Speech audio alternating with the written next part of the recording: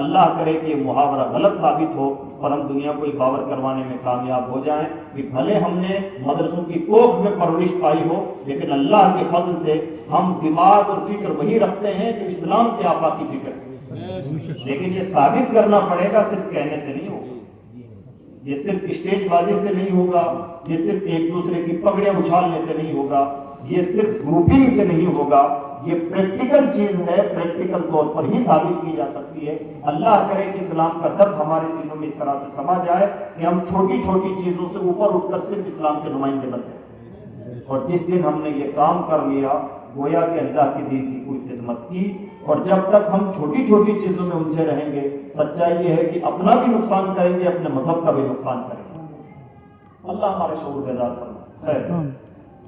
کسی بڑے فلسفی سے پوچھئے جناب یہ بتائیے کہ زندگی کیا ہے، تو کوئی کہے گا زندگی دوسروں کے کام آنے کا نام ہے، کوئی کہے گا جناب زندگی صرف علم کا نام ہے، کتابیں پڑھیے یہی زندگی ہے، کوئی کہے گا کہ زندگی اچھے اخلاق کا نام ہے، کوئی کہے گا زندگی یہ ہے، زندگی وہ ہے۔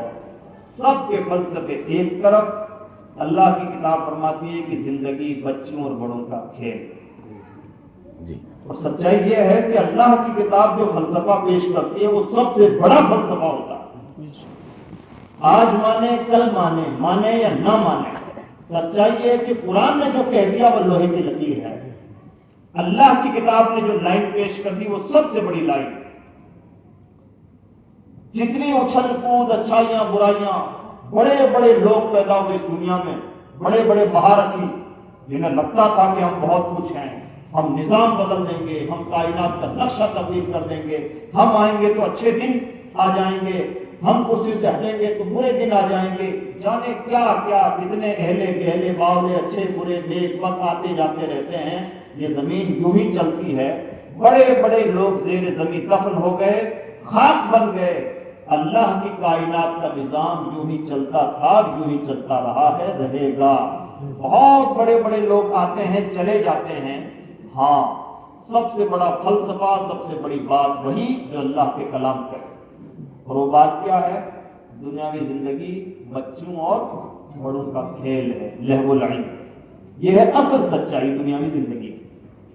نمبر 2، آگے بڑھیے، انسان چونکہ سر زبان ہے آسانی سے مانتا نہیں ہے، ہو سکتا ہے اس کے دل و دماغ میں فطور پیدا ہو، جناب یہ کیا بات ہے کہ کھیل ہے زندگی، زندگی کھیل کیسے ہے؟ ہم نے یہ بامقصد کام کیے ہیں، یہ اچھا کام کیا، یہ اچھا کام کیا، یہ اچھا کام کیا، یہ کھیل کیسے ہو سکتا ہے؟ اللہ کی کتاب فرماتی ہے یہ 2 باتیں نہ مانو تو تیسری بات مان لو، زینہ، دنیاوی زندگی زینت ہے۔ زینت کا کیا مطلب ہوتا ہے؟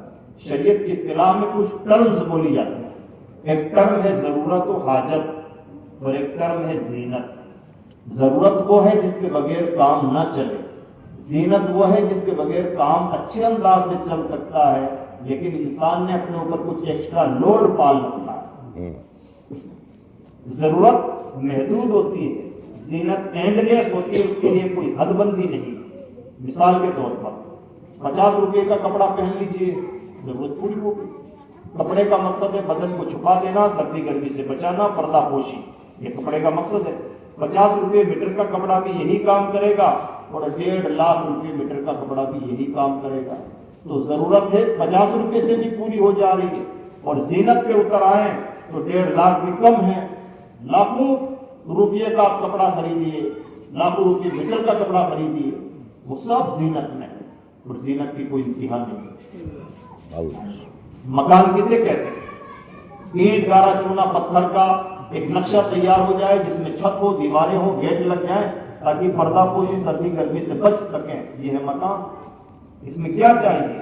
اینٹ گارا چونا پتھر، چھت چاہیے، یہی تو ہے۔ اور یہ کتنے میں تیار ہو جاتا؟ مان لیجیے ایک نارمل کمرہ 1 لاکھ میں تیار ہو جاتا ہے، اور اگر آپ ڈیکوریشن پر اتر آئیں، زینت پہ اتر آئیں، تو میرے بھائی وہی کمرہ جس کا اسٹرکچر آپ نے 1 لاکھ روپے میں کھڑا کیا، ہو سکتا ہے اس کو ڈیکور کرنے میں 1 کروڑ بھی کم پڑ جائے۔ یہ سچ ہے کہ نہیں؟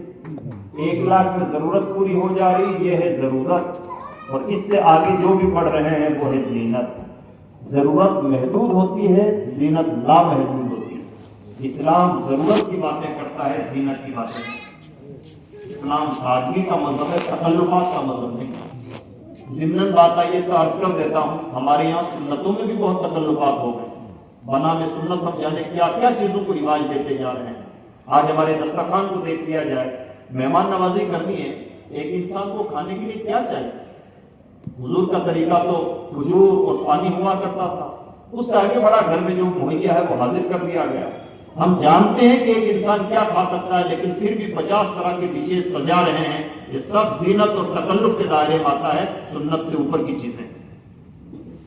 ہر چیز میں سنت کا لحاظ کیا جانا چاہیے، اور سنت اور اسلام کا مزاج جو ہے وہ ضرورتوں کا مزاج ہے، تکلفات اور زینت کا مزاج نہیں۔ پیغمبر اسلام کی حدیث ہے، انا واقعہ امتی برا من التکلف، میں اور میری امت کے پرہیزگار لوگ تکلف نہیں کرتے، ہمارے یہاں تسنن نہیں ہے، بناوٹ نہیں ہے، ہم ان چیزوں سے پاک ہیں، بری ہیں۔ پیغمبر اسلام کا مزاج سادگی کا مزاج ہے، ایک مسلمان کا مزاج بھی سادگی کا مزاج ہونا چاہیے۔ یہ بات میں زور دے کے اس لیے کہہ رہا ہوں کہ یہ زینتیں ان اسٹیجوں پہ ابھی آ چکی ہیں، مسجدوں میں بھی آ چکی ہیں، مدرسوں میں بھی آ چکی ہیں، دسترخوان کی بھی آ چکی ہیں، ہمارے نمازوں پر بھی ہیں، ہمارے گھروں میں بھی ہیں، ہماری گاڑیوں میں بھی ہیں۔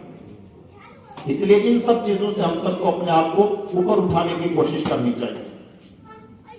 تو عزیز دوستو، یہ ہے زینت۔ دنیاوی زندگی کو قرآن کہتا ہے زینت۔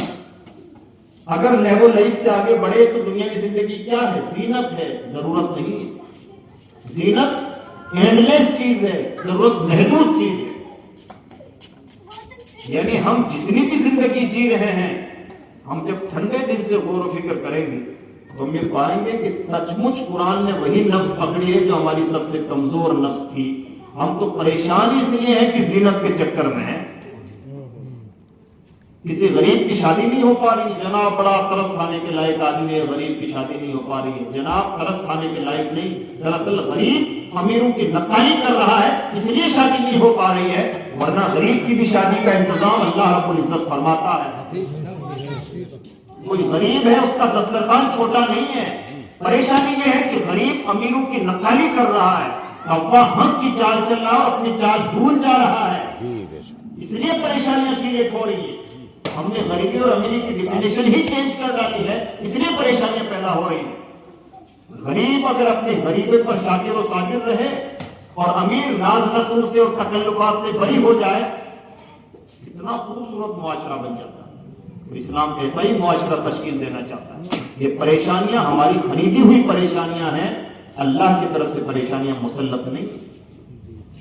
خیر، دنیاوی زندگی کی پہلی دو ڈیفینیشن، دنیا زندگی کھیل کود کا نام ہے، آگے بڑھو تو زینت کا نام ہے، یہ تین سچائی۔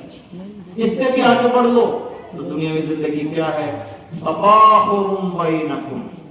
تفاخر جو لفظ ہے باب تفاعل سے ہے، اور اس کا تقاضا ہے کہ آپسی طور پر آپس میں ایک دوسرے پر انسان فخر کرنا چاہتا ہے، برتری ثابت کرنا چاہتا ہے۔ آسانی کے ساتھ سمجھیں، میں چاہتا ہوں کہ میں بڑا رہوں، آپ چاہتے ہیں کہ آپ بڑے رہیں، یہی جو خاموش ذہنی لڑائیاں ہیں، اسی کا نام ہے دنیاوی زندگی۔